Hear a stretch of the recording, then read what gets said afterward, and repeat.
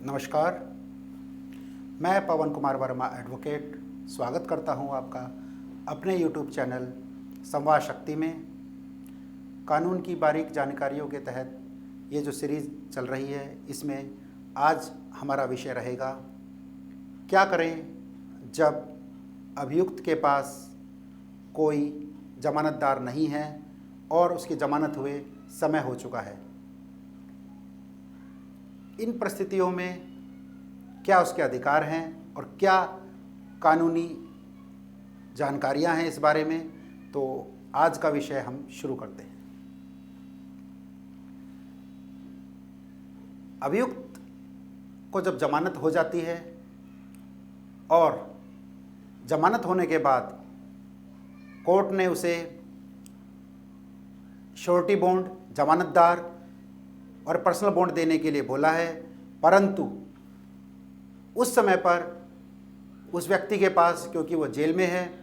और कोई उसका जानकार, कोई मित्र, भाई या कोई भी रिश्तेदार उसकी ज़मानत लेने के लिए तैयार नहीं होता है, तो सर्वोच्च न्यायालय ने अपने एक आदेश में ये साफ कहा है कि कोई ज़रूरत नहीं है किसी के पास जमानत के लिए गिड़गिड़ाने की और किसी के पास ये कहने की कि मुझे आपका आशीर्वाद चाहिए या मुझे आपका एक अधिकार के तहत आपको जमानतदार बनाना चाहता हूँ। अब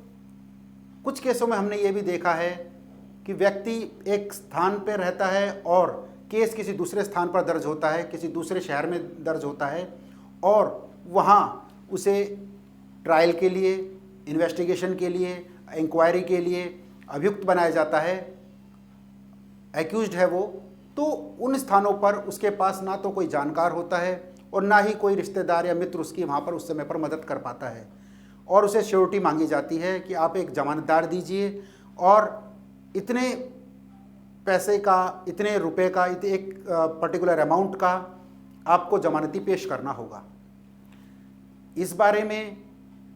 अब वह असमर्थ हो जाता है कि वहाँ पर कोई इसके पास जमानतदार नहीं है। ऐसी परिस्थितियों में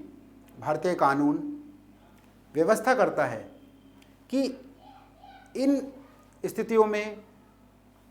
कोर्ट को यह डिस्क्रिशन है, उसका अपना अधिकार है कि वह अपने विवेक के अनुसार यदि चाहे तो जमानती की ज़रूरत को हटाकर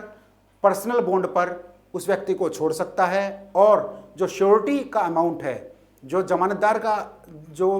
बेल बॉन्ड में अमाउंट डिसाइड किया गया था, एक पर्टिकुलर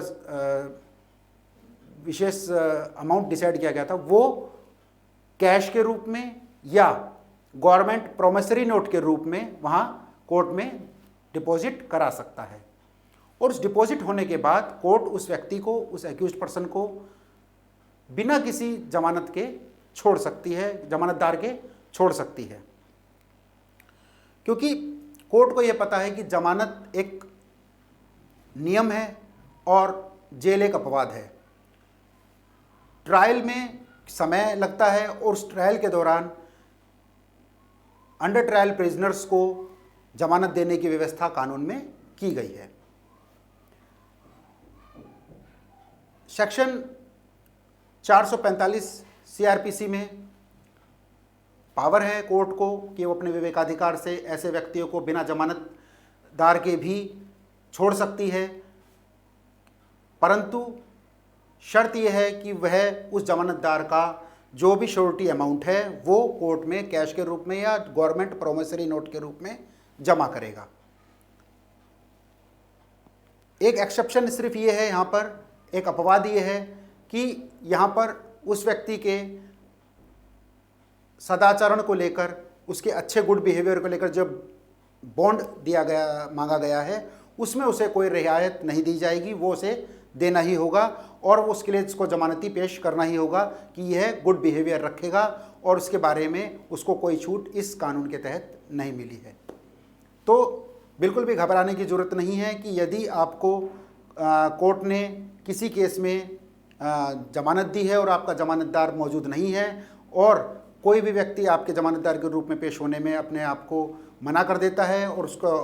आपको पास कोई अन्य ऑप्शन नहीं है, तो कोर्ट में इस बारे में कंसिडर करते हुए आपको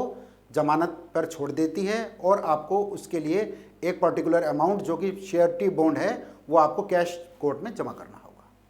तो आज के लिए मैं इस विषय को यहीं विराम देना चाहूँगा और यदि कोई भी कानून के बारे में आपको बारीकियों की जानकारी चाहिए तो आप मेरे नंबर और ईमेल पर अपना क्वेश्चन छोड़ सकते हैं। मैं समय रहते इनकी उत्तर देने की पूरी कोशिश करूँगा। आज के लिए बस इतना ही। नमस्कार।